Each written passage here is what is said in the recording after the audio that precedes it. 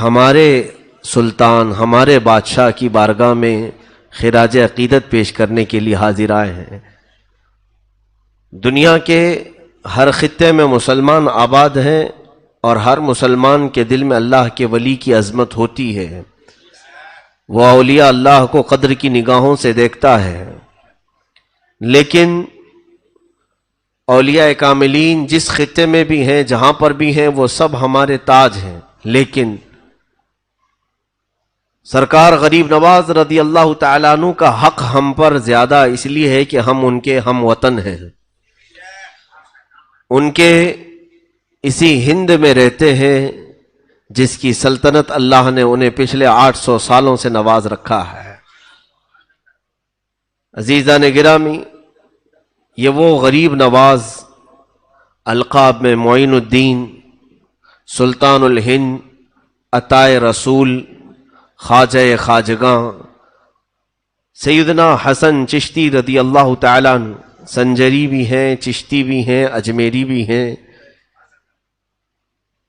اس مقدس بارگاہ میں ہم کچھ خراج عقیدت پیش کرنے سے پہلے کچھ باتوں کی طرف قرآن و حدیث کے ذریعے سے آپ کے دل و دماغ میں ابتدائی باتیں پہنچانے کی ضرور کوشش کروں گا۔ سب سے پہلی بات تو یہ ہے کہ رسول کریم صلی اللہ تعالی علیہ وسلم نے ارشاد فرمایا، عند ذکر الصالحین تنزل الرحمہ، جب اللہ کے صالح اور نیک بندوں کا ذکر کیا جاتا ہے تو رحمتیں اترتی ہیں۔ ان بزرگوں کا ذکر کرنا ہمارے مقدر میں آیا ہے اس لیے کہ ہم اللہ کی رحمت کے طلبگار ہیں۔ ذکر ان کا ہوتا ہے، رحمت اللہ اتارتا ہے، یہ حدیث پاک میں ہے۔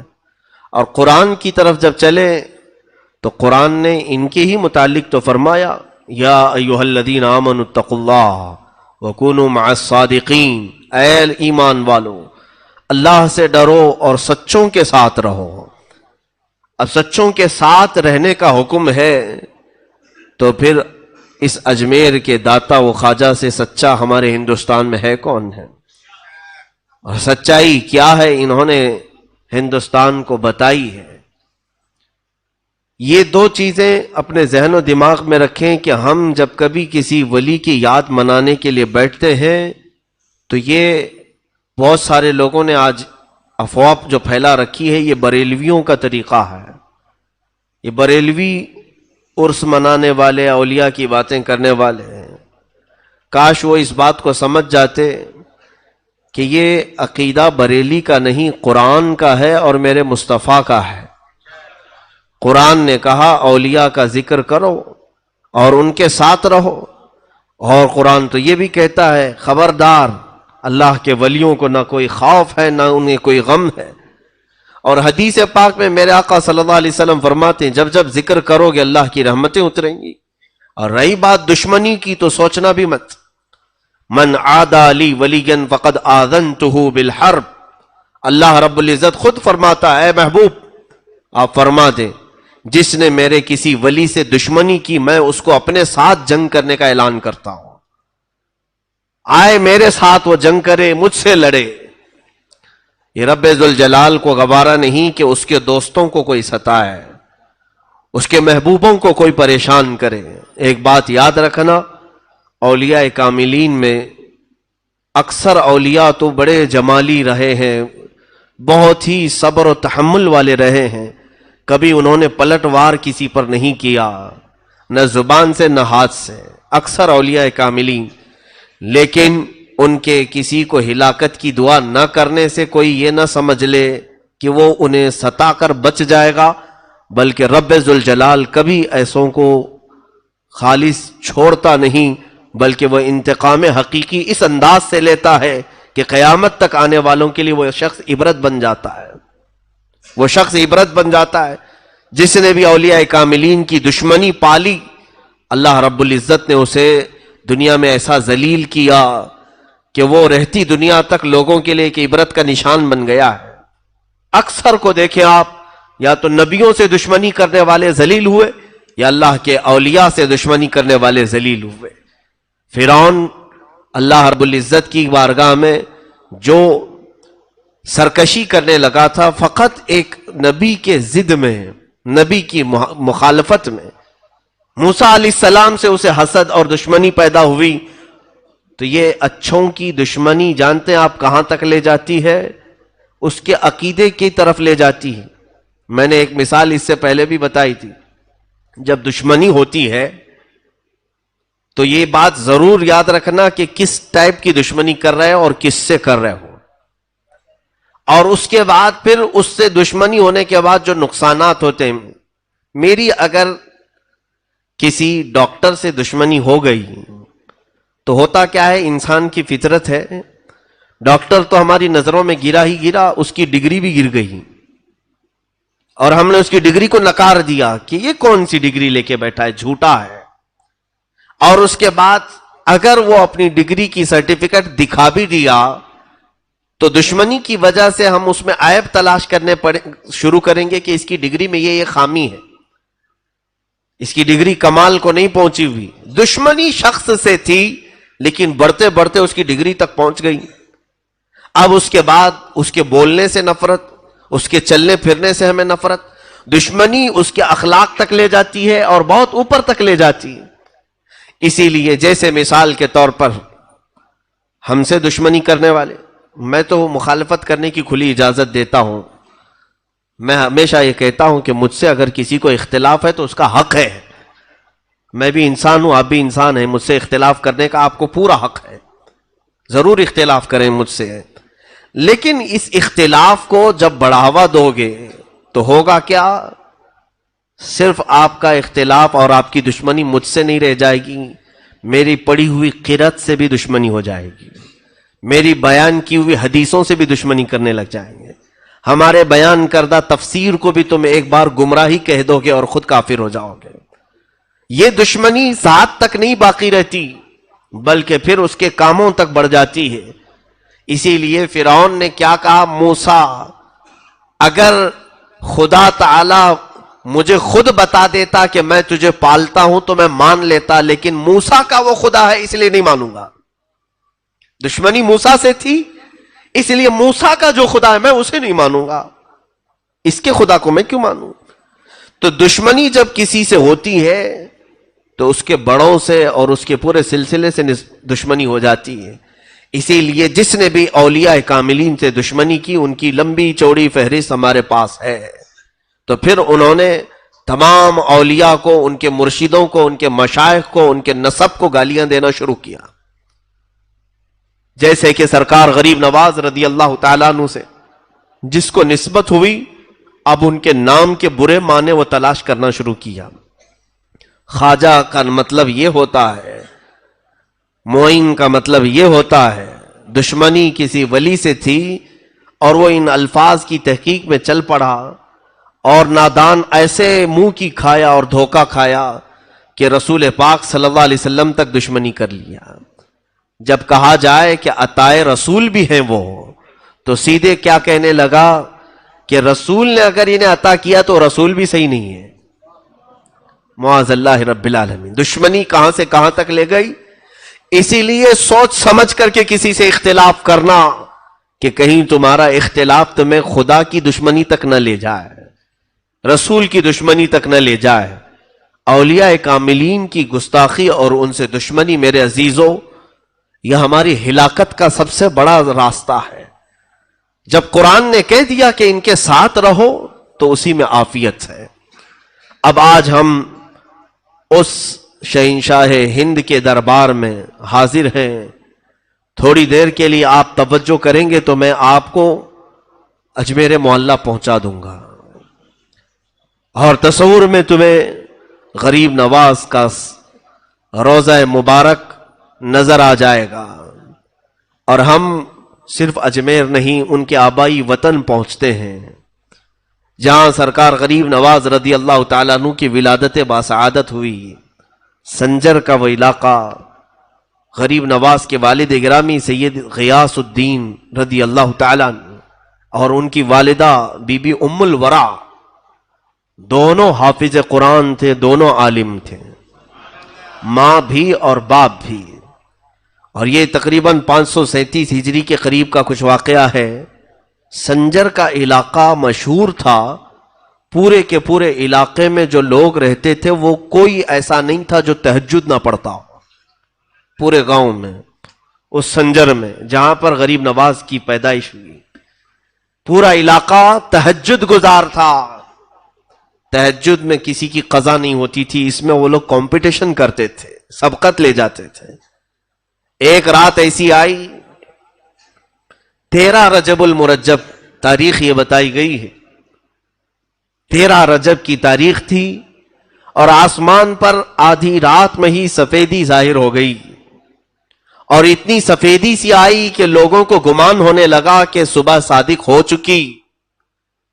صبح کی سفیدی جیسے نمودار ہوتی ہے، آدھی رات میں ہی سفیدی ظاہر ہوئی، تو جس کی آنکھ کھلی وہ بے ساختہ دوڑتا ہوا باہر آیا کہ ہائے میری تہجد قضا ہو گئی۔ سوئے ہوئے تھوڑی سی آنکھ کیا لگی کہ آنکھ کھلی تو دیکھا روشنی ہے، اور جب صبح کی روشنی آ گئی تو تہجد کا وقت ختم ہوا۔ سنجر کے علاقے میں یہ خبر پھیلی، اور جتنے متہجد تھے، جتنے تہجد گزار تھے، سبوں کو، ظاہر سی بات ہے وہ بزرگوں کا تال میل بہت اچھا تھا کہ ایک عبادت کرتا تو دوسرے کو اٹھا بھی دیتا تھا، دوسرے کو تعاون بھی کرتا تھا۔ سارے لوگ جمع ہونا شروع ہو گئے کہ کیا حال ہے، کیا حال ہے۔ اس میں موجود کئی عمر دراز بزرگوں نے کہا ہمیں تو نہیں لگتا کہ ہم سے غفلت ہوئی، لیکن یہ اجالا کچھ اور بتا رہا ہے۔ وہ سب سنجر کی جامع مسجد کے قریب پہنچے تو دیکھا جامع مسجد کے خلف میں قریب میں ایک گھر پر آسمان سے جھما جھم نور کی روشنی برس رہی ہے، نورانی قندیل لٹکی ہوئی ہے، اور وہ گھر پتہ کرنے پر معلوم ہوا کہ حضرت غیاث الدین رضی اللہ تعالیٰ عنہ کا گھر ہے، بی بی ام الورا کا گھر ہے۔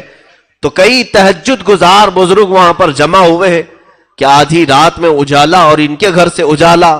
ابھی یہ سب کشمکش میں تھے کہ غیاث الدین کا دروازہ کھلا، ایک دایا باہر آئی اور معین الدین کی ولادت کی خوشخبری سنائے۔ حسن چشتی رضی اللہ تعالیٰ عنہ غریب نواز کی ولادت کی تاریخ میں لکھا گیا ہے آدھی رات میں پورا سنجر روشن تھا۔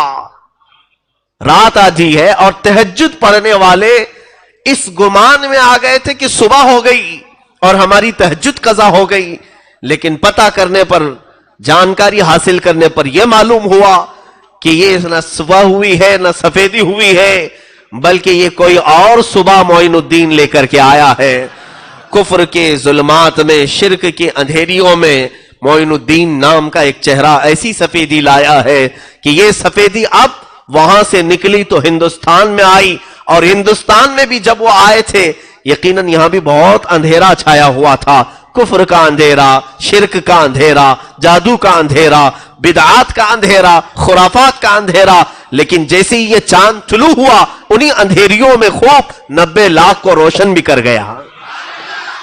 عزیزان گرامی، معین الدین حسن چشتی رضی اللہ تعالیٰ عنہ کی ولادت باسعادت کے بعد ان کے والد ان کی اہلیہ سے، اپنی اہلیہ سے کہتے ہیں، ام الورا سے، بچے کا نام کیا رکھنا چاہیے؟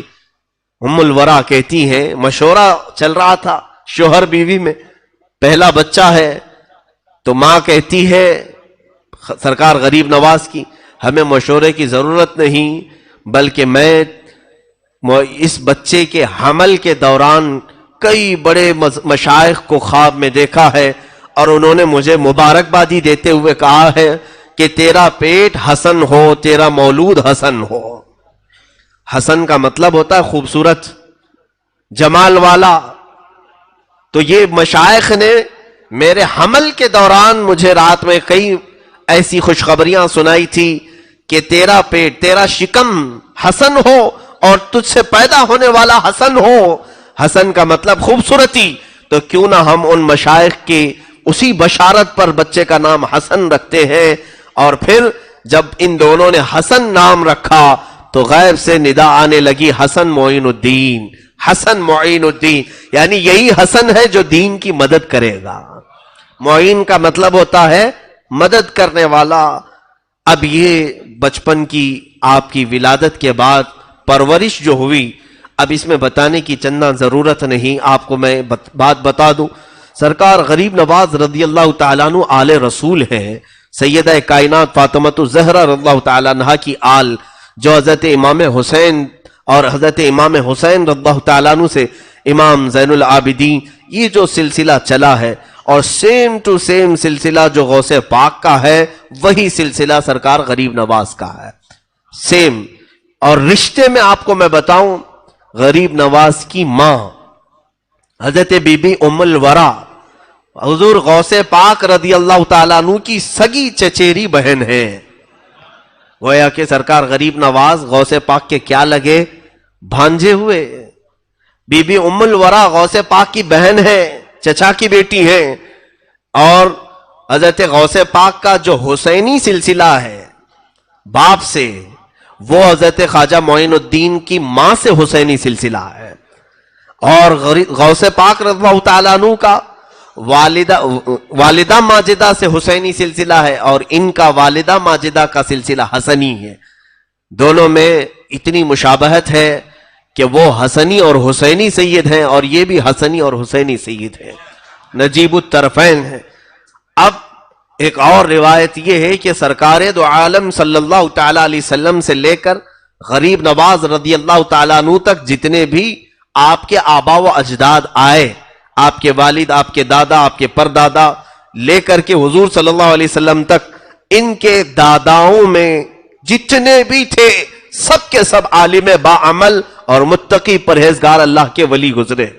उसमें से एक भी कोई आम आदमी नहीं है, हर एक अपने वक्त का कुतुब है। जाहिर सी बात है, हुजूर पाक सल्लल्लाहु तआला अलैहि वसल्लम की वो अमानत जिस घर में कुतुबों के जरिए से, अकताब के जरिए से आई हो, तो फिर उसकी तरबियत किस शान से हो रही होगी। आप बचपन में ही हाफिज कुरान बने।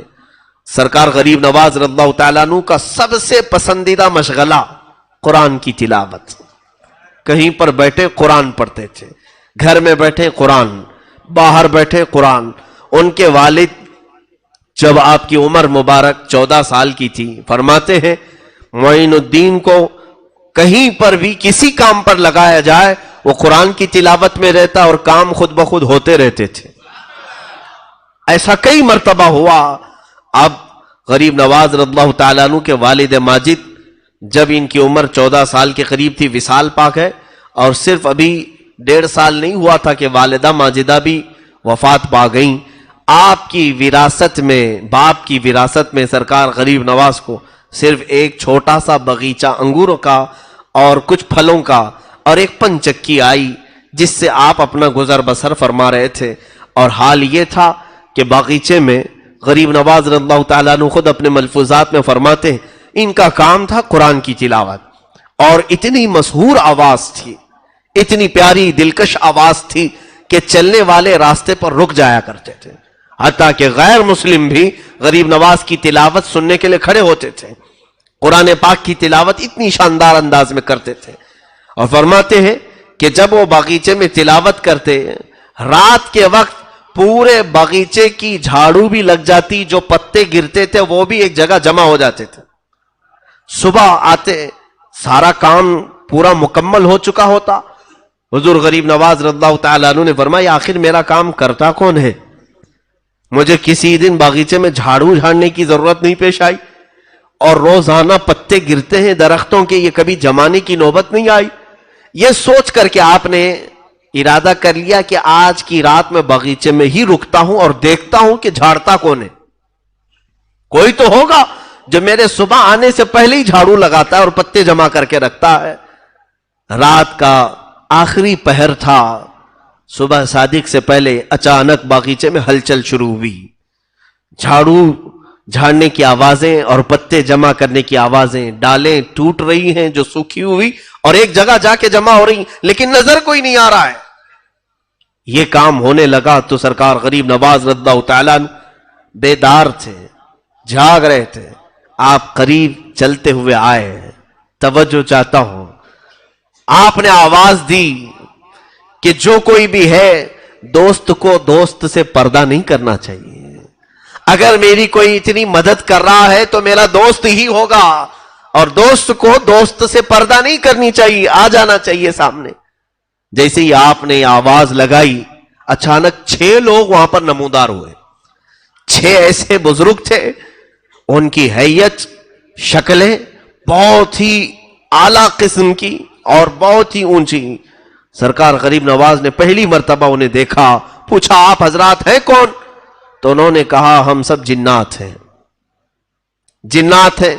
ان کی عمریں کئی 100 سال کی تھیں. کہا کہ بچپن سے آپ اپنے والد کے ساتھ اس باغیچے میں آتے ہیں اور آپ قرآن کی تلاوت کرتے ہیں، تو ہم آپ کا قرآن کا تلاوت کرنا برسوں سے سن رہے ہیں اور آپ کا سن کر کے ہمارا قرآن صحیح ہو گیا ہے. ہم قرآن پڑھنے میں تجوید میں غلطیاں کرتے تھے، جب سے آپ کی تلاوت قرآن ہم نے اس باغیچے میں سنی، ہماری تلاوت صحیح ہوئی، ہماری تجوید صحیح ہوئی. اس اعتبار سے آپ ہمارے استاد ہوتے ہیں. استاد کا اتنا ادب و احترام تو کرنے کے حق ہمیں بنتا ہے. آپ کے باغیچے کی اگر ہم رکھوالی نہ کریں تو پھر کون کرے؟ ہم آپ کے شاگرد ہیں قرآن کی تلاوت کے اعتبار سے. اس طرح سے یہ بچپن کے حالات ہیں سرکار غریب نواز کے. لیکن کوئی چیز آپ کو غرور اور تکبر میں کبھی مبتلا نہیں کی. جسے کوئی جن آ کر کے کہہ رہا ہو کہ تمہارے کام میں کر دیا کروں گا، وہ پھر فخر سے کیا کیا سوچ لے گا. اب تو جنات میرے قبضے میں ہے، ڈراؤں سب کو. جس کے پاس ہے نہیں وہ جھوٹا بابا آ کر کے یہاں لوگوں کو کہتا ہے جنات ہے میرے پاس، جنات ہے ہمارے پاس. عجیب و غریب بات ہے، سرکار غریب نواز رضی اللہ تعالیٰ عنہ کے سامنے ان کے ہزاروں مریدین جنات میں تھے، لیکن کبھی غرور نہیں آیا، کبھی تکبر نہیں آیا. اور پوری زندگی پاک میں کبھی آپ نے جنات کی مدد نہیں لی. یہ ثابت کرنے کے لیے کہ جنات کو اللہ نے انسانوں کے بعد کا مرتبہ دیا ہے. تو اللہ نے جب تمہیں اشرف المخلوقات بنایا ہے تو تم سے جو ادنا ہے ان سے کیوں خدمت لو؟ اپنی حیثیت وہ بناؤ کہ جنات خود تمہاری مدد کے لیے حاضر ہو جائیں. اور وہ سرکار غریب نواز رضی اللہ تعالیٰ عنہ نے توجہ کی نظر بھی نہیں فرمائی ان کے اوپر. کہا ٹھیک ہے جاؤ اپنے کام میں لگے رہو. 2-4 دن گزرے تھے کہ آپ کی عادات جو خصلتیں سیرت نگاروں نے لکھی ہے، بڑی پیاری عادتیں ہیں، کئی ایسے اخلاق جس کو کہا گیا ہے تخلقوا باخلاق اللہ، اللہ کے اخلاق میں اپنے آپ کو ڈھال لو. اللہ کے اخلاق کیا ہیں؟ اخلاق کا لفظ حدیث پاک میں یہ آیا ہے کہ رب تبارک و تعالی جن چیزوں کو پسند فرماتا ہے ان چیزوں کو ڈھال لو اپنی زندگی میں. حضرت معین الدین حسن چشتی غریب نواز رضی اللہ تعالیٰ عنہ کی عادتوں میں بچپن سے غریب نوازی رہی ہے، چھوٹی عمر سے ہی. یہاں تک کہ چھوٹی عمر میں جب آپ کی ولادت ہوئی اس وقت سے لوگوں نے دیکھا ہے کہ آپ کی غریب نوازی کیسی ہے. ایک دن باغیچے میں کام کر کے تھک کر بیٹھے تھے کہ ایک کوئی بزرگ آئے. آ کر کے انہوں نے پوچھا کہ کچھ کھانے کو ملے گا. جلدی سے اس درویش کو بٹھایا، مدد کرنا آپ کی فطرت میں تھا. بٹھایا اور بٹھا کر کے ایک انگور کا خوشہ توڑ لائے اور لا کر کے انہیں بڑے ادب سے دھل کر کے صاف کر کے ایک ایک انگور پیش کرتے تھے، جیسے کوئی اپنے عزیز مہمانوں کے لیے کرتا ہے. اب جب انگور کے خوشے تناول کیے اس بزرگ نے پوچھا بیٹا تمہارا نام کیا ہے؟ کہا میرا نام حسن ہے اور لوگ معین الدین بھی کہتے ہیں. وہ بزرگ چونک گئے اور اس کے بعد انگور کے خوشے کھاتے کھاتے وہ رک گئے. کہا میں آج مقصد کو پہنچا ہوں، آج میں اپنے مقصد کو پہنچا ہوں. کہا کہ کیا مقصد کو پہنچے؟ آپ ہیں کون؟ انہوں نے کہا ویسے تو میرا نام ابراہیم قندوزی ہے لیکن لوگ مجھے دیوانہ اور پاگل کہتے ہیں. مجذوب تھے وہ، دیوانہ کہتے ہیں اور بچے مجھے پتھر مارتے ہیں اور میں ہوں بھی دیوانہ. اس بزرگ نے کہا تو حضرت غریب نواز کے بچپن کے حالات ہیں. پوچھا آپ دیوانے ہیں تو کس کے؟ تو حضرت ابراہیم قندوسی جو آئے تھے مجذوب، انہوں نے کہا میں حاجی شریف زندانی میرے مرشد کا دیوانہ ہوں اور انہوں نے مجھے دیوانگی کی حد تک پلایا ہے اور چھوڑ دیا. اور مجھے ایک روٹی دی تھی اور اس روٹی کو یہ کہہ کر کے مجھے دیا تھا کہ جب تم اس مقام پر پہنچو جب تمہیں सातों अर्श बगैर किसी तकल्लुफ के नजर आने लगे तो आधी रोटी खाना या आधी रोटी खा लेना और आधी रोटी अपने पास रखना। एक बच्चा आएगा मोइनुद्दीन हसन नाम का, ये उसकी अमानत रहेगी। मैं इस आधी रोटी को पिछले 30 सालों से संभाल कर रखा हूं। आधी रोटी को, न रोटी सूखती है न सड़ती है, मेरी झोली में ऐसी है। वो रोटी उठाई, हजरत गरीब नवाज को दिया कि यह आपकी अमानत है, और उसके बाद वो उछल कूद करते रहे जैसे दीवाने करते हैं, कपड़े फाड़ते रहे और बाल उछालते रहे और चले गए, गायब हो गए। हजरत सरकार गरीब नवाज उनको पूछ रहे थे कि हाजी शरीफ जंदानी है कौन जिन्होंने रोटी भेजी है, ये चिश्ती सिलसिला है क्या? हजरत इब्राहिम कंदूजी उछल कूद करते हुए कहे, तू इसीलिए बना है, तुझे सब पता हो जाएगा, तो उसी काम के लिए पैदा किया गया है, तुझे सब मालूम हो जाएगा, अब मुझे बताने की जरूरत नहीं। गायब हो गए। वो आधी रोटी खाने के बाद जो गरीब नवाज की जिंदगी पलटी है, अब दुनिया से रग़बत ही खत्म हो गई। न अंगूर के बागीचे में दिल लगता था, न पंचक्की में। अब तक तो कुरान की तिलावत करते ही रहते थे, लेकिन अब बेकरारी इतनी बड़ी, आपने सोचा कि इस दुनिया फानी में रखा कुछ नहीं है। मैं रब तबारक व तआला के करीब बढ़ने के लिए किसी शेख कामिल की तरफ चलता हूं। इल्म दुनियावी, इल्म ज़ाहिरी, इल्म शरीयत मुस्तफ़ा सल्लल्लाहु अलैहि वसल्लम, इल्म बातिनी, ये तमाम उलूम के लिए मैं निकलता हूं। वो 14 साल की उम्र है, उस वक्त ये बागीचा पूरा आपने बेच दिया, पंचक्की भी बेच दिया, और जो माल मिला वो सब फुकरा और मसाकीन में तकसीम किया। थोड़ा सा अपने खाने के लिए और सफर के लिए रखा और निकल पड़े।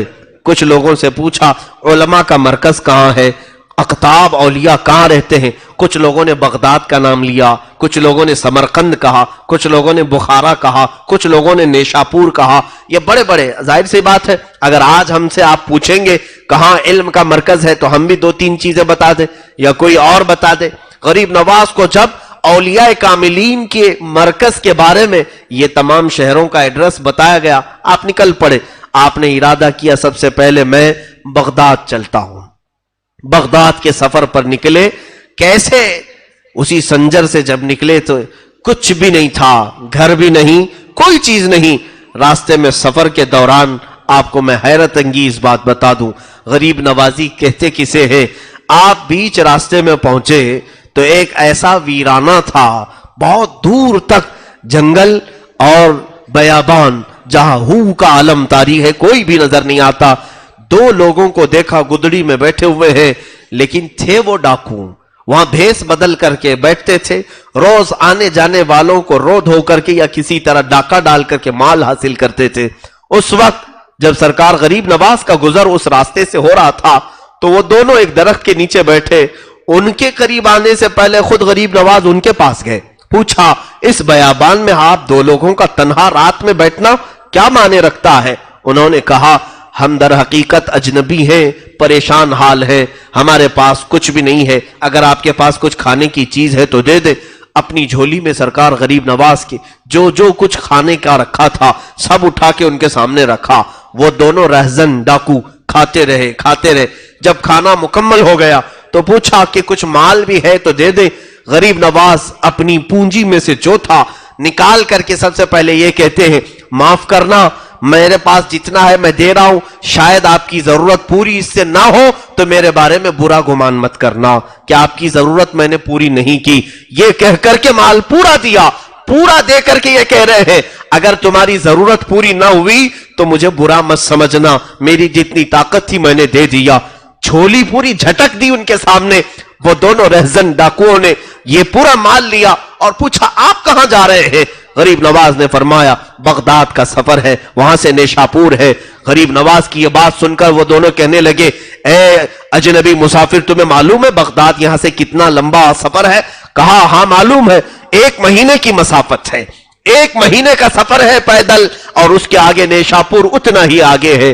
गरीब नवाज से उन दोनों ने कहा 1 महीने का सफर है, आपकी झोली में न खाना बाकी रहा न माल बाकी रहा, आप कैसे आगे का सफर तय करेंगे? गरीब नवाज ने पलट करके कहा इस बयाबान और वीराने में تم جیسوں کو مولا مجھ سے مال پہنچا سکتا ہے تو میرے سفر میں بھی وہی انتظام کرے گا. تم یہاں بھی بیابان میں اور ویرانے میں بیٹھے ہو, دیکھو آس پاس کس کا گھر ہے, کچھ نہیں ہے, لیکن تجھے رب نے کھلایا کہ نہیں کھلایا؟ انہوں نے کہا یقیناً مولا نے ہی کھلایا ہے. کہا جو تمہیں مجھ سے کھلا سکتا ہے مجھے کسی اور سے کھلا سکتا ہے؟ اس کے بعد وہ دونوں کی آنکھوں سے ایسے آنسو جاری ہوئے, دونوں نے توبہ کی, قدم پکڑ لی اور کہا معاف کریں, ہم نہ اجنبی ہیں نہ مسافر ہیں, ہم نے دھوکہ دیا ہے آپ کو, ہم ڈاکو ہیں, مال لوٹتے ہیں جو بھی یہاں سے گزرتا ہے, کبھی اسے میٹھی چپڑی باتیں کر کے اور کبھی زور زبردستی. سرکار غریب نواز نے فرمایا بس تمہارے دل میں اب رب کی محبت آ گئی ہے, توبہ کرو اور جاؤ, یہ جو مال میں نے دیا اسی سے اپنی زندگی پوری بتا لو. ان دونوں نے کہا نہیں حضور, آپ جا رہے سفر میں, یہ مال رکھ لیں. غریب نواز نے فرمایا اللہ رب العزت کی رب العالمین کی یہ شان ہے, جب وہ بندوں کو دیتا ہے تو واپس نہیں لیتا, تو بندہ بندے کو دے کر واپس مانگے یہ مولا کو پسند نہیں ہے, میرے رب کو اچھا نہیں لگے گا. اس لیے ہبہ جو ہوتا ہے وہ بخشش ہے اور بخشش دوبارہ مانگی نہیں جاتی, آپ رکھ لو اسے. غریب نواز نے واپس ایک پیسہ بھی نہیں لیا, سفر میں چل پڑے. بیچ راستہ رات کا آدھا پہر گزرا بھی نہیں تھا کہ ایک خاتون اس راستے پر اچانک وارد ہوئی اور کہنے لگی اے معین الدین حسن, آپ مسافر ہیں علم دین کے, آپ مسافر ہیں راہ خدا کے, کیا ہی اچھا ہو کہ آپ میرے گھر میں آج ایک دن مہمان نوازی کو قبول کر لیں. غریب نواز نے اس بوڑھی عورت کے گھر مہمان نوازی کو قبول کیا, کھانا کھائے, رات گزاری, صبح اٹھ کر کے چلے. وہ دونوں جو رہزن ہیں وہ غریب نواز کے مرید بھی ہیں, خلیفہ بھی ہیں.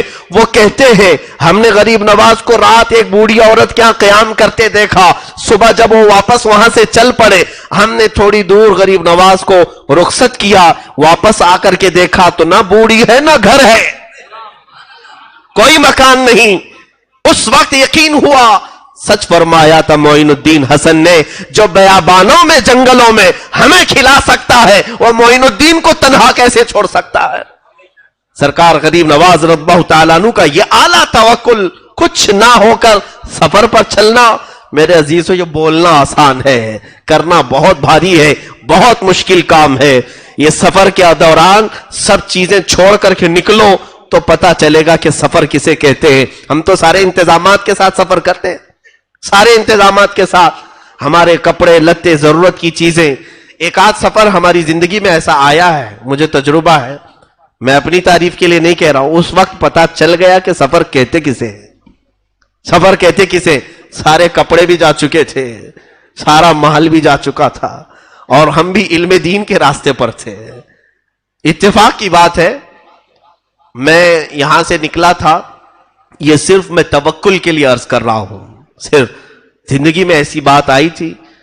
میرا ارادہ جب ہوا تحقیق فی الفقہ, فقہ کی تعلیم حاصل کرنے کے لیے بریلی معلّہ ہمارے مرشد گرامی کی بارگاہ میں جانے کے لیے, میں دبئی سے تراویح پڑھا کر کے آیا تھا.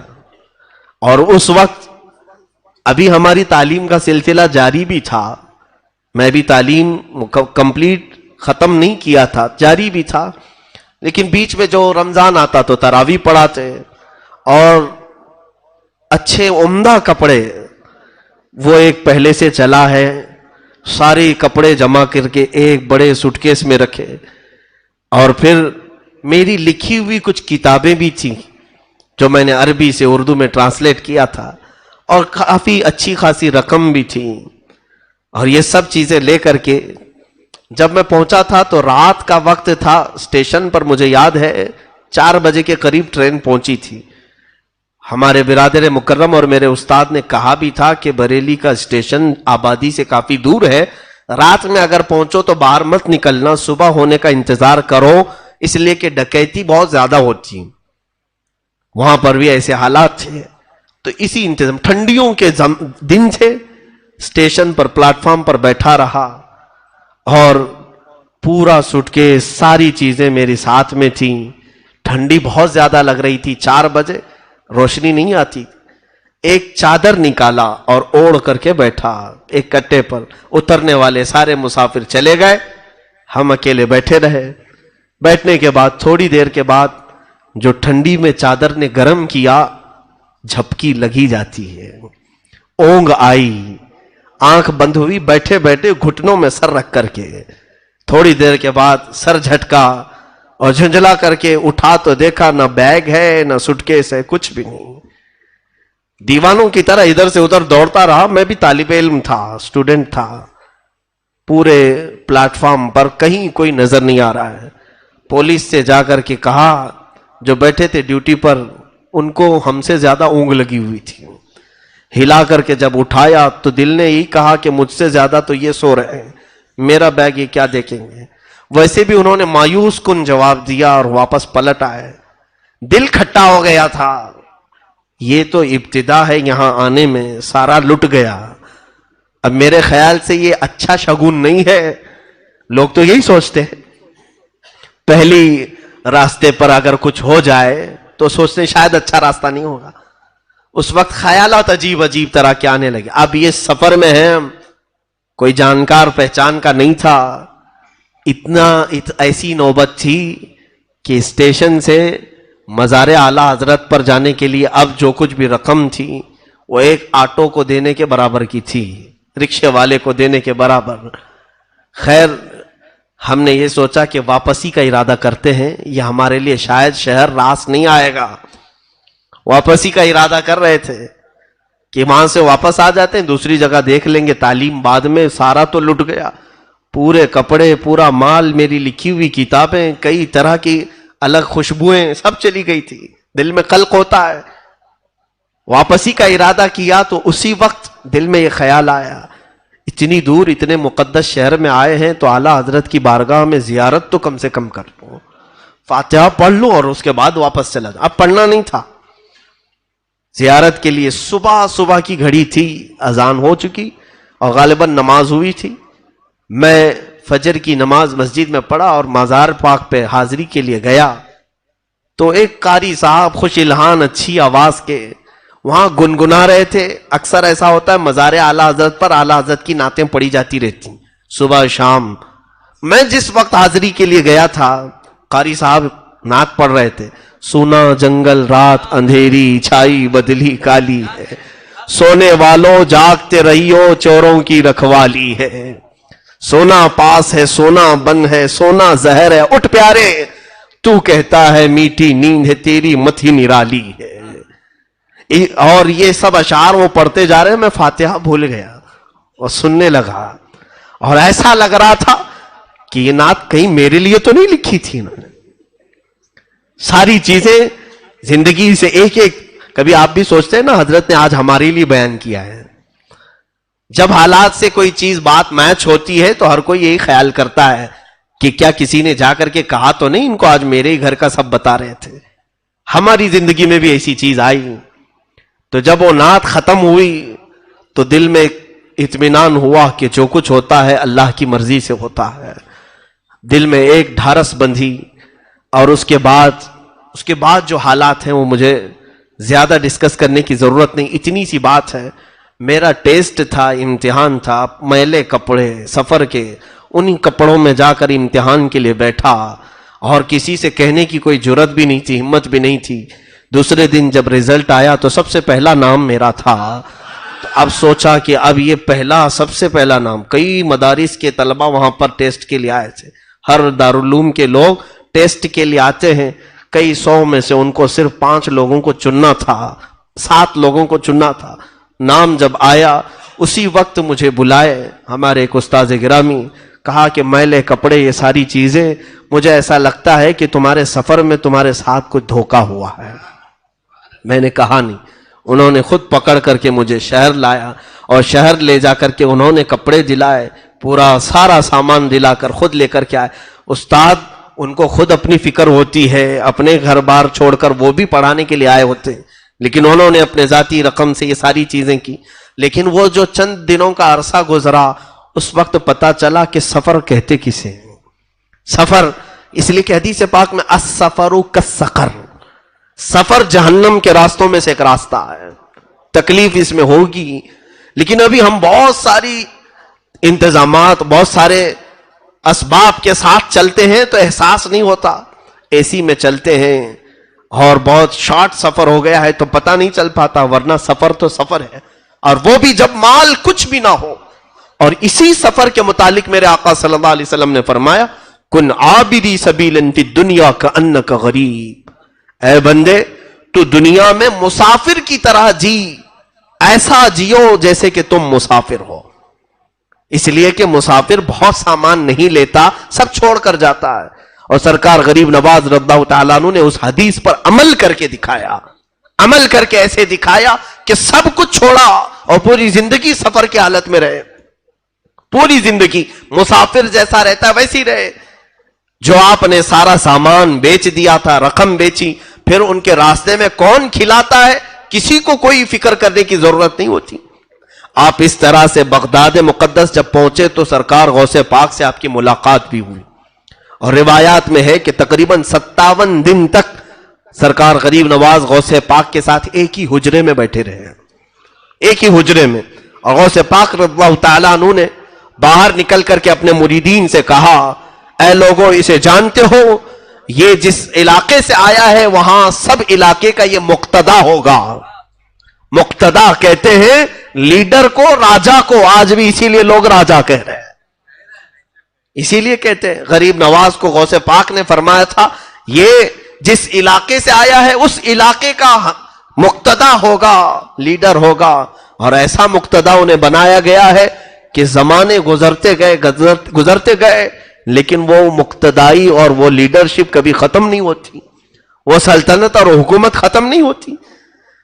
سرکار غریب نواز رضی اللہ تعالیٰ عنہ وہاں سے نکل کر پھر نیشاپور پہنچے، وہاں پر کچھ لوگ آئے اور ان سے بزرگوں کے بارے میں بات چیت کر رہے تھے، تو ایک بزرگ کا نام انہوں نے لیا کہ یہاں پر ایک بزرگ ہے حاجی شریف زندانی۔ جیسے ہی نام سنا اچھل پڑے، یہ کہاں رہتے ہیں؟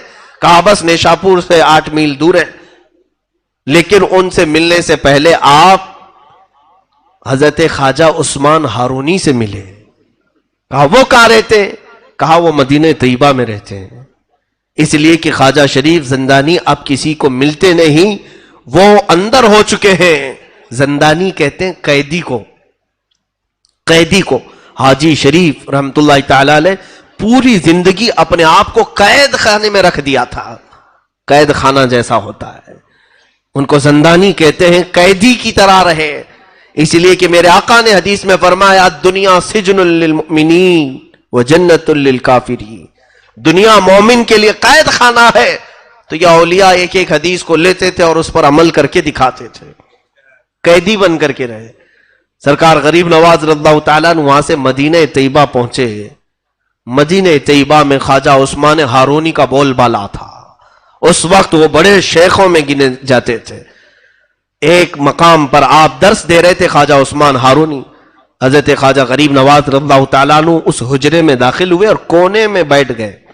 وہاں بڑے بڑے مشائخ بیٹھے ہوئے تھے جو ان کی تربیت میں تھے۔ خواجہ عثمان ہارونی آنکھ بند کر کے وہ بیان کرتے تھے، وہ توحید پر بیان کر رہے تھے۔ اچانک آنکھ کھولی اور کہا گلستان توحید کا کوئی چمکتا ہوا ستارہ مجھے میری محفل میں دکھ رہا ہے، توحید کا کوئی علمبردار میری محفل میں مجھے نظر آ رہا ہے۔ آنکھ کھولی اور محفل سے اٹھے اور اس کونے پر جا کر غریب نواز کا ہاتھ پکڑ کر اٹھایا اور کہا مرحبا مرحبا، آؤ ہماری گدی پر بیٹھو۔ اجنبی تھے غریب نواز، انہیں پکڑ کر کے لائے۔ یہی تو ہم کہتے ہیں کہ اولیاء کاملین صرف ظاہر کو نہیں دلوں تک کو دیکھتے ہیں، ان کی نگاہیں اندر تک کو دیکھتی ہیں۔ حضرت خواجہ غریب نواز کو لایا اور اپنی گدی پر جب بٹھانا چاہے تو آپ کا جسم کانپنے لگا۔ حضرت خواجہ عثمان ہارونی نے کہا کہ میں نے جو بیان کیا ہے اس ادھورے بیان کو مکمل کرو۔ توحید پر بیان کر رہے تھے، حضرت خواجہ غریب نواز ان کے سامنے ہی کھڑے ہوئے اور باقی توحید پر جب بیان کرنے لگے۔ اللہ اکبر۔ روایت میں ہے کہ جتنے اس مجمع میں بیٹھے تھے مشائخ، سب کے سب وجد میں رب العالمین کی بارگاہ میں مہ ہو کر اپنے کپڑے پھاڑنے لگے ہیں حضرت خواجہ غریب نواز کے بیان پر۔ تب آپ نے حضرت خواجہ عثمان ہارونی رضی اللہ تعالیٰ عنہ نے کہا کہ اب میری زندگی کا اختتام آ چکا ہے، جس کا انتظار مجھے تھا وہ پہنچ چکا ہے، جس کی امانت میرے پاس تھی وہ سپرد کرنے کا وقت قریب آ چکا ہے۔ اب حضرت خواجہ غریب نواز رضی اللہ تعالیٰ عنہ کو اپنی گدی کے قریب بلاتے ہیں اور پوچھتے ہیں، بیٹا معین الدین، آسمان کی طرف دیکھو کیا دکھتا ہے؟ کہا آسمان دکھ رہا ہے۔ زمین کی طرف؟ کہا زمین دکھ رہی ہے۔ کہا جاؤ اور 1000 بار درود پڑھو، 1000 بار استغفار، 1000 بار قل هو اللہ، یہ پڑھایا اور کچھ وظیفے پڑھائے، یا قاضی الحاجات، یا شافع یا دافع البلیات، یا کافی المہمات۔ پڑھانے کے بعد غریب نواز کو پھر بلایا۔ اب اپنی انگلیاں خواجہ عثمان ہارونی نے غریب نواز کی پیشانی پر رکھا اور پوچھا اوپر دیکھو کیا دکھتا ہے؟ کہا غریب نواز نے، یا خواجہ عثمان ہارونی، مجھے عرش خدا تک دکھ رہا ہے۔ پہلا، دوسرا، تیسرا، چوتھا، پانچواں، چھٹا، ساتواں آسمان اور سدرۃ المنتہا، عرش خدا نظر آ رہا ہے۔ زمین پر دیکھو کیا دکھتا ہے؟ کہا زمین کے 7 طبق اور تحت الثری تک مجھے نظر آتا ہے، جو زمین کا سب سے نچلا حصہ ہے۔ تو اس پیر کامل نے مرید کامل کو صرف 2 انگلیوں کے درمیان سے پوری منازل طے کرا دیا۔ اور اس کے بعد ایک 4 تر کی ٹوپی ہوتی تھی سلسلہ چشتیہ میں۔ اب تو سلسلہ چشتیہ کے وہ بزرگ ہیں کہاں؟ ہوں گے، یقیناً ہوں گے، لیکن آپ مجاوروں کو سلسلہ چشتیہ کے بزرگ مت سمجھ لینا۔ مجاور الگ چیز ہے، بزرگ الگ چیز ہے۔ مجاور کہتے ہیں آس پاس رہنے والے کو، یعنی جو بھی آس پاس رہتے ہیں۔ ابھی جیسے آپ سب میرے مجاور ہیں، میں آپ کا مجاور ہوں، یعنی قریب رہنے والے کو کہتے ہیں۔ بعد میں یہ نہیں کہنا کہ مفتی صاحب نے پورے پاک سائٹ والوں کو اپنا مجاور بنایا ہے۔ مجاور پڑوسی کو کہتے ہیں، پڑوسی۔ تو بہرحال غریب نواز رضی اللہ تعالیٰ عنہ کا سلسلہ چشتیہ جو ہے اس میں ایک 4 تر کی ٹوپی دی جاتی ہے۔ 4 تر کی ٹوپی کیا ہے؟ وہ حضرت خواجہ عثمان ہارونی رضی اللہ تعالیٰ عنہ نے وصیت کر کے دی ہے۔ ترک کا مطلب چھوڑ دینا، ترک کرنا، چھوڑ دینا۔ سب سے پہلی چیز ترک معاصی، ہر طرح کے شبہ اور حرام چیز کو بھی ترک کر دینا، ایک ترک۔ دوسرا ترک ہے دنیا کی ضرورت کی چیزیں بھی ترک کر دینا سوائے زندگی گزارنے کے، یعنی یوں سمجھ لیں کہ بہت سارا گھر بنانا، گاڑی بنگلے، یہ ساری چیزیں، یہ ترک، دوسرا ترک۔ تیسرا ترک آخرت کی زندگی کو بھی ترک کرنا اس میں لکھا گیا، حالانکہ سب جگہ مقصود ہے کیا؟ آخرت، لیکن سلسلہ چشتیہ میں فرمایا گیا آخرت کا ترک، یعنی تمہیں روز محشر کا وہ خوف نہ ستائے، سورج کے قریب ہونے کا ڈر، جہنم کے ہولناک ہونے کا ڈر، زمین کے پیتل اور تانبے کا ہونے کا ڈر، یہ سب ڈر نکلے۔ آخرت کو اگر یاد کرے تو صرف اپنے خدا کے لیے، صرف میرے رب العالمین کے لیے، باقی سب چیزیں ترک۔ 3 ترک۔ اور چوتھا ترک ہے خواہشات نفس۔ فرماتے ہیں جو چیز تمہارا نفس پسند کرے اسے ترک کرنا۔ وہ کہتے ہیں جب 4 یہ ترک کوئی کر دے تو اسے سلسلہ چشتیہ کی 4 ترکی ٹوپی پہنائی جاتی تھی۔ وہ حضرت خواجہ غریب نواز کو ان کے مرشد نے پہنائی۔ اب یہاں کسی کو بھی پکڑ کے پہنا دیتے ہیں جو سارے خواہشات کا بادشاہ ہے، شیطانوں کو بھی پہناتے ہیں، معاذ اللہ رب العالمین۔ کوئی نیتا جائے، لیڈر جائے، اسے بھی غریب نواز کی وہ چھوٹی سی چادر کو لپیٹ دیتے ہیں۔ 4 تر کی ٹوپی تو اب ملے گی بھی نہیں۔ اس ٹوپی کا کمال بہت ہی عجیب ہے کہ مشائخ نے لکھا ہے کہ وہ 4 تر کی ٹوپی پہننے والا سلسلہ چشتیہ میں قبرستانوں کے پاس سے گزرتا تھا تو قبروں والے اٹھ کر بیٹھ جائیں اور قبروں کے حالات وہ دیکھ لیتا، جس کو یہ ٹوپی پہنائی گئی 4 تر کی ٹوپی۔ اس لیے کہ جب اس نے دنیا کو سب ترک کیا تب یہ ٹوپی اسے دستیاب ہو۔ یہ خرقہ خلافت ہے۔ بہرحال حضرت خواجہ غریب نواز رضی اللہ تعالیٰ عنہ مدینہ طیبہ میں اپنے شیخ، اپنے مرشد کی بارگاہ میں 2.5 سال تک رہے۔ آپ کے مرشد گرامی جب وفات پا چکے تو اس کے بعد حضور اکرم صلی اللہ تعالیٰ علیہ وسلم کے دربار سے اتنا لگاؤ تھا کہ روزانہ غریب نواز میرے آقا صلی اللہ تعالیٰ علیہ وسلم کے حاضری فرماتے اور دیدار فرماتے تھے، روز دیدار کرتے۔ وہ کیوں نہ دیدار کرے، ان کے وہ دادا بھی ہیں، ان کے وہ نانا بھی ہیں۔ سرکار دو عالم صلی اللہ تعالی علیہ وسلم کی اس عطا پر وہ خوش تھے مدینے میں۔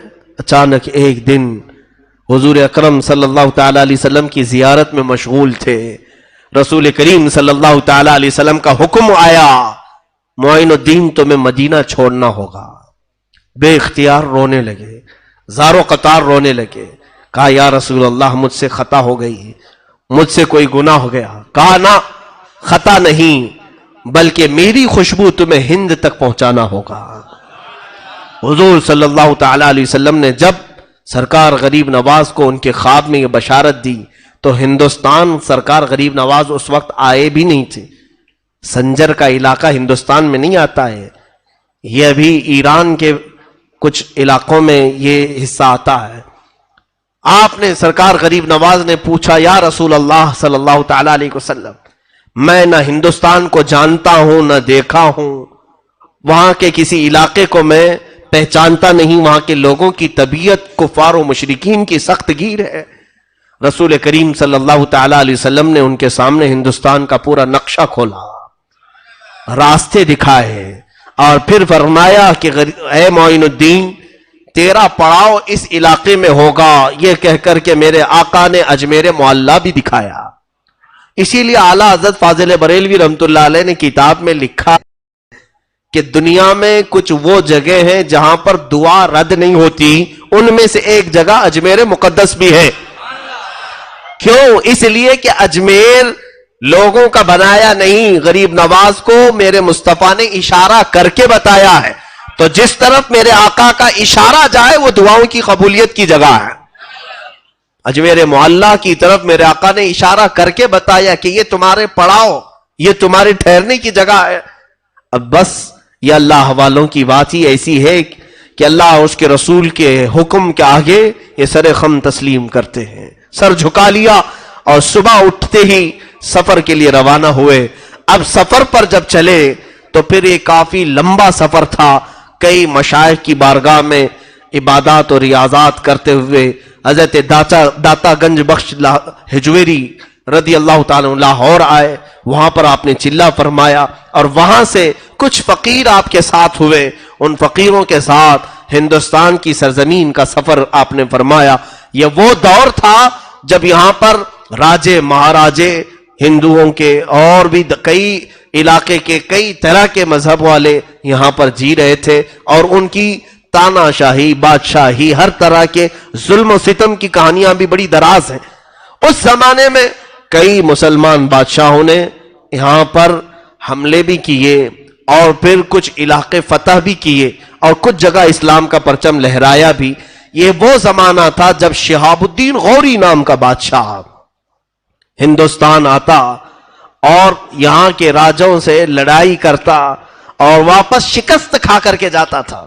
کئی حملوں میں ایک وقت یہ آیا کہ 1,00,000 کی فوج لے کر کے وہ آیا، لیکن پھر بھی شکست کھا کر ہار کر واپس جا رہا تھا، اور اس وقت دلی کی سرزمین سے وہ نکل کر کے افغانستان کی طرف جا رہا تھا شہاب الدین غوری۔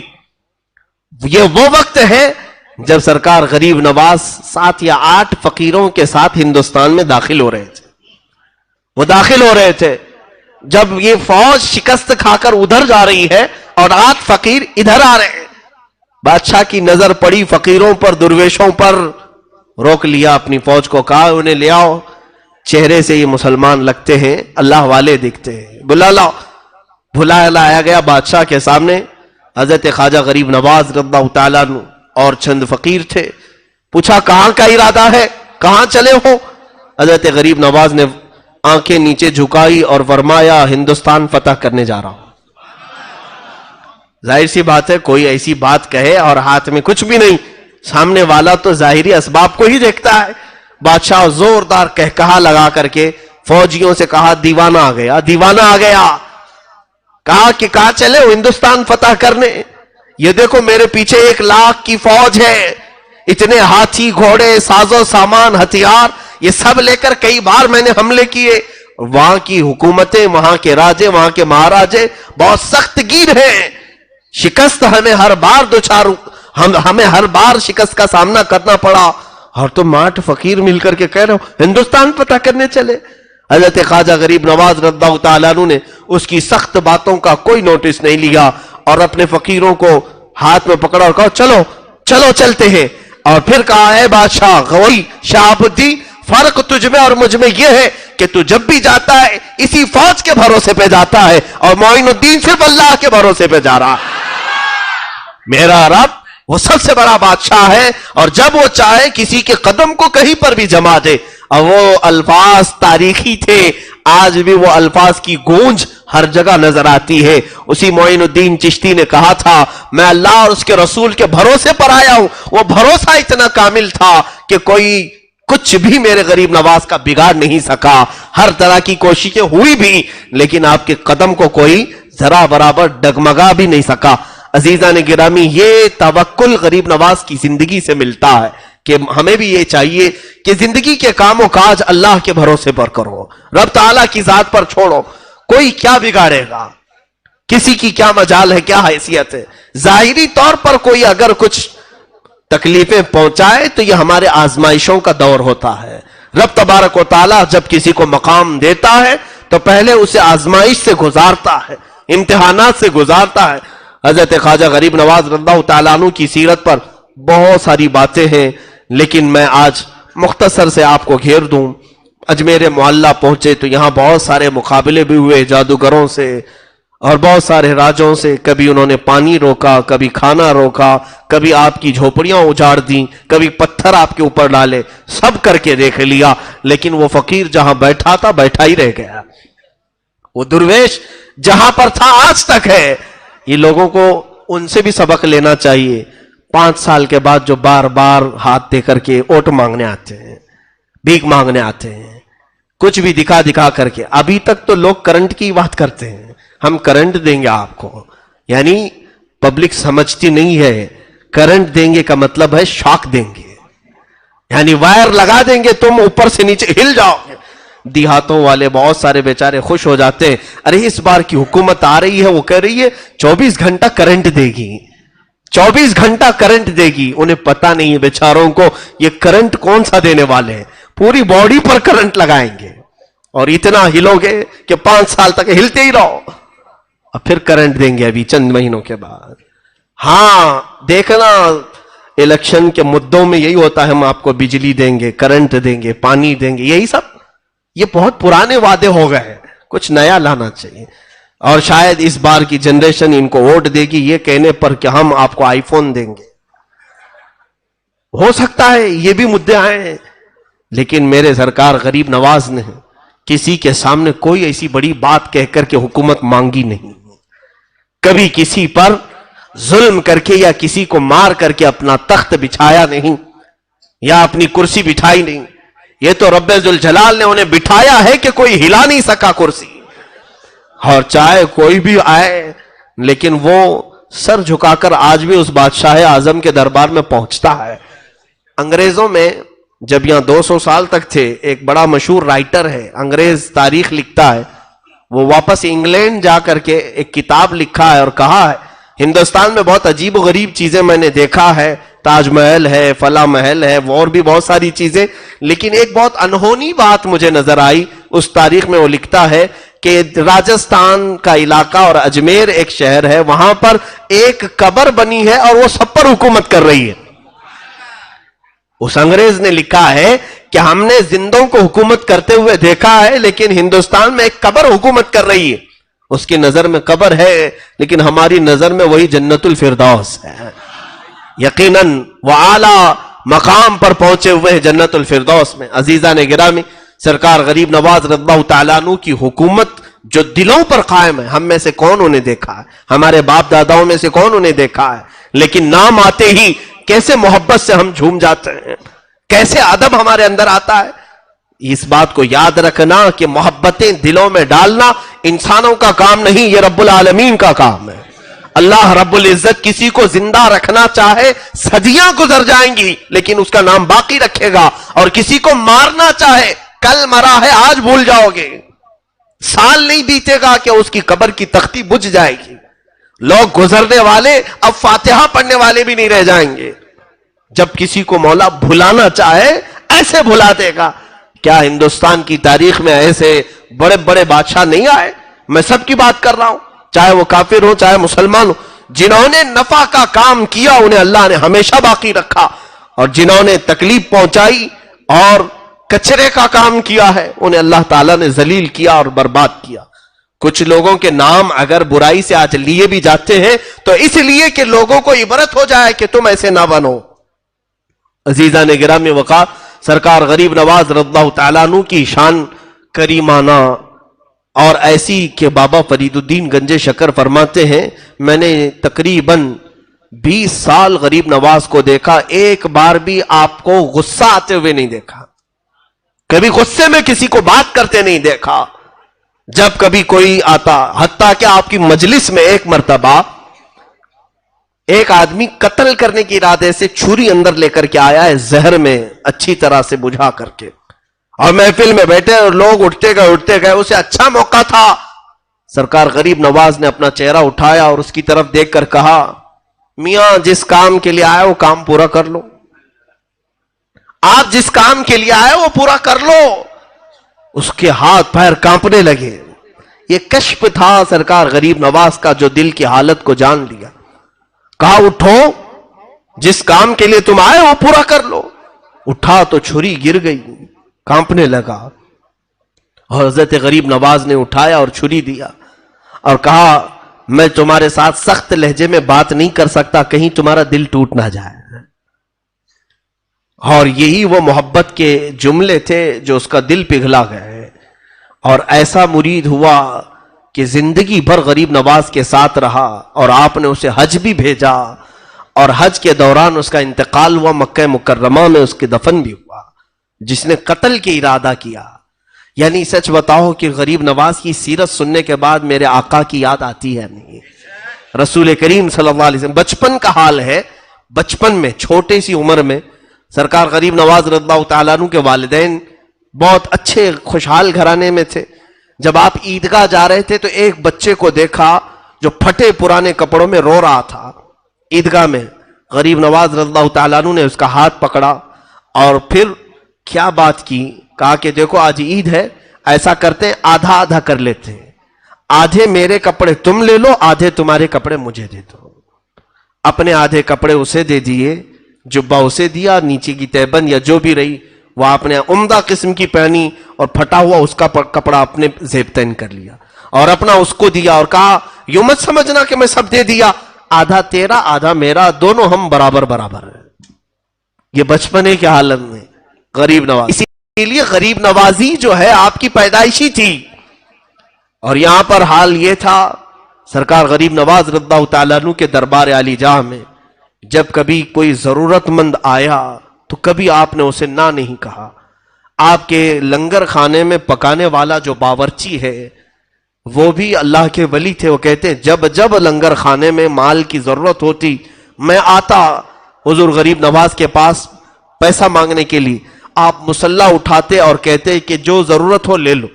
کبھی غریب نواز نہ مصلح کے نیچے دیکھتے تھے اور نہ کبھی میرے ہاتھ کی طرف کہ کتنا لیا ہے. میں ان کے مصلح کے نیچے سے جتنا مال ملتا تھا سب لیتا، اور ضرورت کے بھر میں لنگر خانے میں چیزیں لاتا. پوری زندگی گزری، کبھی نہ لنگر خانے میں مجھے کوئی چیز لانے میں کمی نہیں ہوئی، اور کبھی سرکار غریب نواز نے مجھ سے سوال نہیں کیا، مجھ سے حساب بھی نہیں لیا. وہ عطائیں تھی آپ کی، اس طرح کی عطائیں. جمال تو ایسا، اللہ اکبر، عطا کرنے پر آئیں تو ایسے عطا کریں کہ سرکار غریب نواز رضی اللہ تعالیٰ عنہ کے مزار اقدس کے باہر حضرت علامہ ارشد القادری رحمۃ اللہ علیہ نے واقعہ نقل فرمایا ہے، اور بڑا دل کو ہلا دینے والا واقعہ ہے. فرماتے ہیں کہ آپ کے دربار کے سامنے بھی ایک ولی تھے. اولیاء میں دو کیٹیگریاں ہیں، کچھ اولیاء جمالی ہوتے ہیں، کچھ جلالی ہوتے ہیں. کچھ کی مزاج میں شدت ہے، کچھ کی مزاج میں نرمی ہے. حضرت غریب نواز رضی اللہ تعالیٰ عنہ کے دروازے کے باہر آج بھی ایک مزار تھا. وہ ایک بہت بڑے ولی کامل تھے سلسلہ چشتیہ کے، ان کی بھی قبر وہاں پر تھی. ان کی بھی قبر، ظاہر سی بات ہے ہر کوئی اپنے پیر کے آس پاس دفن ہونے کو پسند کرتا ہے، وہ ولی بھی وہیں دفن تھے۔ ایک زمانے میں ایک خاتون غریب نواز کی بارگاہ میں منتیں کر کر کے، دعائیں کر کر کے ایک بچہ مانگی تھی، بچے کی ولادت ہوئی۔ اللہ ہی دیتا ہے، دربار اولیاء سے دیتا ہے، رب تعالیٰ ان کی باتوں کو پسند فرماتا ہے۔ اور وہ عورت اپنے بچے، 1 سال کے بچے کو لے کر کے آئی تھی شکرانے کے لیے اجمیر معلیٰ میں، غریب نواز سرکار کے دربار میں، لیکن وہ باہر ہی ابھی بیٹھی تھی۔ جو ولی کامل غریب نواز کے سلسلے میں تھے، ان کا نام میں ذکر نہیں کر رہا ہوں، وہ باہر جہاں ان کی قبر تھی وہاں وہ عورت بیٹھی تھی، ان کی قبر کے پاس بچے نے پیشاب کر دیا۔ بچہ بچہ ہوتا ہے، اب جب پیشاب قبر پر بہنے لگا تو اچانک قبر سے ایک ایسا اچھال آیا کہ بچہ ہوا میں اڑا، نیچے گرا اور سر پھٹ گیا۔ اسی وقت بچے کی آہیں نکلی اور سانس بند ہو گئی، بچے کے دل کی دھڑکنیں بند۔ وہ عورت بے ساختہ پکارنے لگی، بڑی منتوں کے ساتھ ایک بچہ ملا تھا، بچے نے جو غلطی کی لیکن یہ بچہ یہی مر گیا اجمیر۔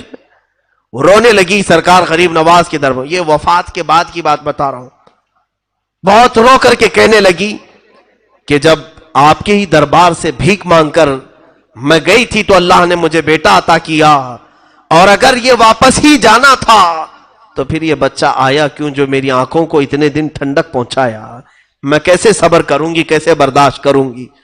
یہ کہتے کہتے وہ تھک ہار کر کے غریب نواز سرکار کی چوکھٹ پر گر گئی۔ تو اس کے بعد اچانک فقیروں میں آواز آئی، بچہ حرکت کر رہا ہے، بچہ حرکت کر رہا ہے۔ جب آ کر کے اٹھا کر کے دیکھے تو وہ بچہ زندہ تھا، اس کی سانسیں چل رہی تھی، رونے لگا، اور وہ بچے کو سینے سے لگا کر دوسری طرف پانی پلانے کے لیے گئی۔ ساری بھیڑ اس بچے کو دیکھنے گئی۔ اچانک اس ولی کی قبر پھٹ گئی، جو دروازے کے باہر تھے، قبر پھٹی، اور وہاں سے ایک بزرگ نکلے اور کسی کو دکھائی نہ پڑے، اوجھل ہو گئے، اور قبر ویسی کی ویسی رہ گئی۔ اور اس کو بعد میں لوگوں نے ڈھانک دیا۔ موجود مشائخ اور اولیاء جو تھے ان سے لوگوں نے سوال کیا کہ کیا ماجرا، ہمیں کچھ سمجھ میں نہیں آیا۔ تو ان بزرگوں نے ڈرتے ڈرتے کہا، بات در حقیقت بادشاہ اعظم کی ہے، سلطان اعظم کی ہے۔ یہ خاتون آئی تھی، یقیناً ان سے مانگا تھا غریب نواز سے، سلطان کی عطا تھی، غریب نواز کی عطا تھی جو بچہ دیا، وہ شکرانے کے لیے آئی، لیکن اس کے بچے نے پیشاب کر کے ان کے دربار میں رہنے والے ایک ولی کی قبر کی بے حرمتی کر دی۔ تو اس ولی کو برداشت نہ ہوا، جلال میں انہوں نے قبر سے ہاتھ اٹھایا تو بچہ اچھل کر کے گرا اور مرا۔ لیکن سرکار غریب نواز کو اس خاتون کا رونا دیکھا نہ گیا، اور غریب نواز نے رب ذوالجلال کی بارگاہ میں عرض کی، مولا اس بچے کو تقدیر شبہ مبرم سے تو عمر عطا فرما۔ رب تعالیٰ نے پھر سے اسے سانسیں جاری فرمائی، اور جب بچہ زندہ ہوا غریب نواز نے اس اپنے سلسلے کے بزرگ سے مخاطب ہو کر کے فرمایا، اے میرے مرید، میرے سلسلے میں تو بیعت ہے، یقیناً تو بہت سالوں سے میرے پاس سو رہا ہے، لیکن یاد رکھ میرے پاس آنے والے ہر طرح کے لوگ آئیں گے، باادب بھی آئیں گے، بے ادب بھی آئیں گے، کسی کی بے ادبی تم سے دیکھی نہیں جاتی، اس لیے میرے دربار سے اٹھو اور بہت دور جا کے سو جاؤ۔ غریب نواز کا حکم آیا کہ میرے پاس آنے والے کئی طرح کے آئیں گے، تم سے ان کی بے ادبی بے دیکھی نہ جائے گی، اٹھو اپنی قبر سے دور جا کر کے سو۔ ان کی قبر پھٹی اور وہ اٹھے اور چلے گئے، وہاں قبر آج ہے ہی نہیں۔ علامہ ارشد القادری رحمت اللہ علیہ نے پورا واقعہ لکھا ہے۔ یہ سلطان الہند ہے جو ہم جیسے نکموں کی حاضری کو بھی آج قبول کرتے ہیں۔ کیا چور نہیں ہوتے وہاں پر؟ لوگ ہم سے یہ سوال کرتے ہیں، لوگ ان کی قبر کے پاس اتنی بے ادبی کر رہے ہیں، غریب نواز کے دربار میں شریعت کے خلاف بہت سارے کام ہوتے ہیں، ہم نے کہا نہیں ہو رہے، ہوتے ہیں، بہت سارے ایسے کام ہو رہے ہیں، چاہے وہ مجاوروں کے ذریعے سے ہو، چاہے وہ وہاں کے رہنے والے ٹھیکیدار چوروں سے ہو، یا پھر زانیوں سے ہو، گناہ کرنے والوں سے ہو۔ یقیناً اللہ رب العزت جب بندوں پر مہربان ہے تو اس کے اولیاء بھی اللہ کے بندوں پر ویسے ہی مہربان ہوتے ہیں۔ یہ غریب نواز لوگوں سے ناراض نہیں بلکہ ان کی توبہ کا انتظار کرتے ہیں، اس بندے کو ایک نہ ایک دن ٹھوکر لگے گی اور یہ پھر سے صحیح راستے پر آ جائے گا۔ حتیٰ کہ میں آپ کو بتاؤں، غریب نواز کے پڑوسی جو آپ کے مرید تھے، انتقال ہو گیا، جنازے میں آپ ساتھ میں جاتے تھے، جب بھی کسی کا انتقال ہو جنازہ اٹھاتے، تھوڑے قدم تو چلتے، ان کا مرید تھا، انتقال کیا، دفن تک ساتھ میں گئے۔ حضرت خواجہ بختیار کاکی فرماتے ہیں دفن کرنے کے بعد جب لوگ پلٹے تو آپ اکیلے قبر کے پاس کھڑے رہ گئے۔ تھوڑی دیر کے بعد چہرے کا رنگ بدل گیا، اور اس کے بعد تھوڑی دیر کے بعد الحمدللہ الحمدللہ کہنے لگے۔ پوچھا مریدوں نے حضور یہ کیا ماجرا ہے؟ کہا بیعت بھی، مریدی بھی عجیب چیز ہے۔ جو بیعت ہوتا ہے، پیر اور مرشد کی بیعت حاصل کرتا ہے، یہ بھی عجیب چیز ہے۔ کہا کیا ہوا؟ کہا کہ یہ میرا مرید انتقال کر گیا، جیسے ہی اسے قبر میں رکھا گیا عذاب کے فرشتے اتر آئے، عذاب کے فرشتے اتر آئے، اور میں سہم کر کے پیچھے آ گیا کہ اب شاید اسے عذاب ہوگا۔ اسی اسنا میں میں نے اپنے مرشد گرامی خواجہ عثمان ہارونی کو دیکھا، اس کی قبر کے پاس حضرت خواجہ عثمان ہارونی وہ عذاب کے فرشتوں کو روک رہے ہیں کہ اسے عذاب نہ دو، یہ میرے مریدوں میں سے۔ کہتے ہیں وہ فرشتے کہنے لگے تھا تو آپ کے مریدوں میں سے، لیکن آپ کے طریقے پر نہیں تھا، آپ کے راستے پر نہیں چل رہا تھا۔ حضرت خواجہ عثمان ہارونی نے کہا مجھے میرے رب سے ملنے دو، مجھے میرے رب سے بات کرنے دو۔ اور خواجہ عثمان ہارونی نے کہا اے رب العالمین، تو بھی جانتا ہے اور میں بھی جانتا ہوں اس چیز کو کہ یہ ہمارے طریقے پر نہیں چلا، لیکن اس نے دامن جو پکڑا تھا لوگ مجھے تانا دیں گے کہ عثمان ہارونی کا دامن پکڑا اور عذاب میں مبتلا ہو گیا۔ اے مولا، کیا تیرے دوست کو دنیا والے اس بارے میں تانا دیں تجھے گوارا ہے؟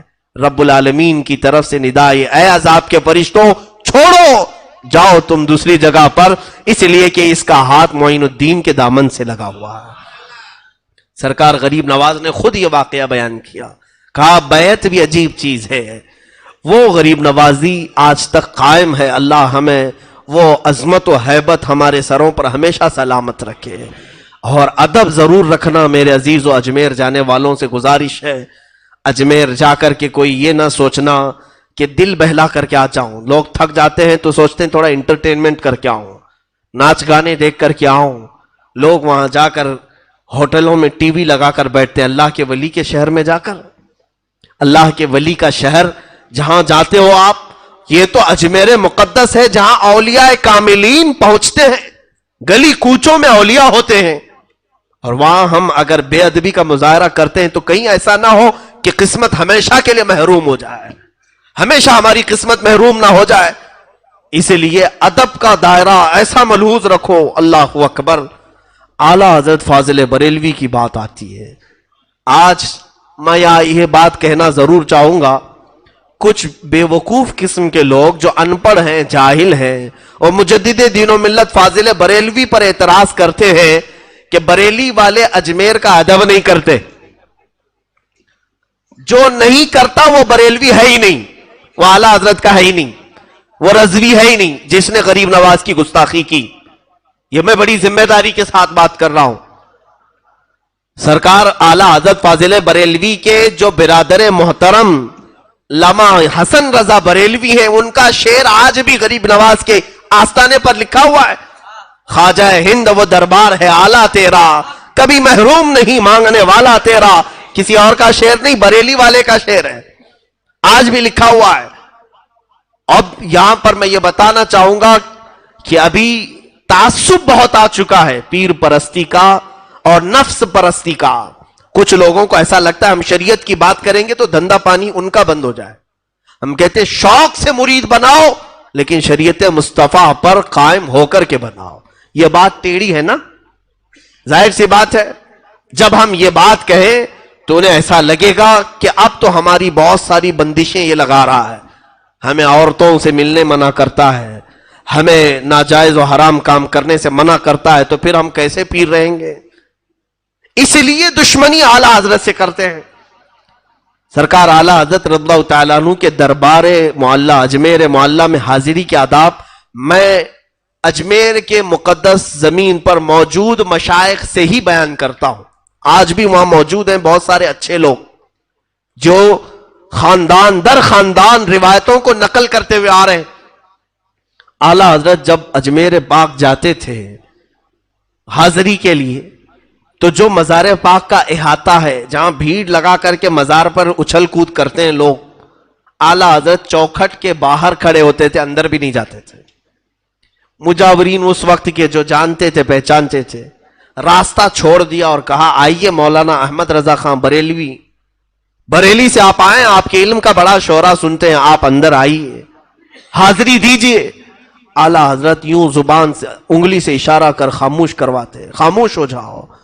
اور کیا لفظ کہتے تھے جانتے ہیں؟ اعلیٰ حضرت یہ فرماتے کہ کتے کا کام دروازے پر رہنا ہوتا ہے، کتا مالکوں کے گھر کے اندر نہیں جاتا. اعلیٰ حضرت نے یہی الفاظ غوث پاک کے دربار کے لیے استعمال کیے، تجھ سے در در سے سگ اور سگ سے ہے مجھ کو نسبت. اور اجمیر معلیٰ میں حاضری دیتے تو کہتے کتا اندر جاتا نہیں ہے. میرے عزیزو، ہماری یہ زبان نہیں ہے جو اعلیٰ حضرت کے لیے ہم یہ الفاظ استعمال کریں، لیکن مجدد دین و ملت نے اپنی عاجزی میں یہ لفظ استعمال فرمایا، عاجزی میں، کہ ہم گداگر ہیں، فقیر ہیں، اور فقیر دروازے کے باہر ہی رہتا ہے، اندر جانے کا اسے کیا حق پہنچتا ہے. یہ ادب رکھنے والے مجدد دین و ملت پر آج کل کے وہ چور لوگ جو جیب کترتے ہیں وہ اعتراض کر رہے ہیں. عورتوں کو اندر کر کے پیسے نوچ لے اور ان کا مال حرام طریقے سے کھا لے، وہ اس شان والے مجدد پر اعتراض کرے. بہت افسوس کی بات ہے. پڑھو، علم حاصل کرو، جہالت سے توبہ کرو، اور تمہیں پتا چل جائے گا کہ اولیاء کا ادب کیسے کرتے تھے. آج تمہیں خود بھی ادب سیکھنا ہو تو ان اولیاء کو دیکھو کہ یہ کیسے ادب کرتے ہیں. بہرحال سرکار غریب نواز رضی اللہ تعالیٰ عنہ کا آخری وقت تھا. پہلی رجب سے آپ اپنے اس حجرے میں بند ہو گئے جس میں آج آپ آرام فرمائیں. جہاں پر آپ کی قبر ہے یہی آپ کا گھر تھا، یہی آپ کی جھونپڑی تھی جس پر گنبد بنا ہے. یہ حجرے کے دروازے آپ نے بند کر لیے. پہلی رجب کو جو گئے، دوسری میں باہر نہیں، تیسری میں باہر نہیں، چوتھی میں نہیں، پانچویں میں نہیں، 6 رجب تک دروازہ نہیں کھلا. نہ کوئی پانی باہر سے گیا ہے، نہ کوئی کھانا باہر سے گیا ہے. مریدین انتظار میں تھے کہ شیخ اب نکلیں گے کہ اب تب نکلیں گے. 6 رجب تک ذکر اللہ کی آواز آتی تھی جو سرکار غریب نواز رضی اللہ تعالیٰ عنہ کا خاص ذکر تھا. لیکن اچانک 6 رجب المرجب کی دوپہر کے وقت، ظہر کا وقت تھا، ذکر کی آواز بند ہو گئی.